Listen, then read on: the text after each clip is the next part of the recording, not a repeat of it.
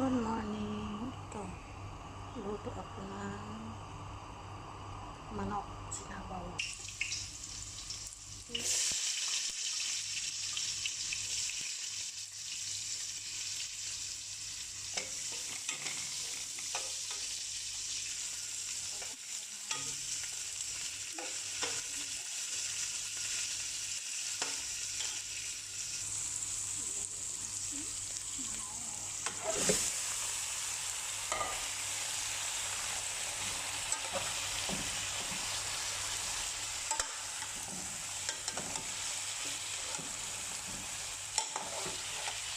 Guys, nilagyan ko na ng tubig. Mamaya lagyan ko to sa chip ng malunggay at saka papaya.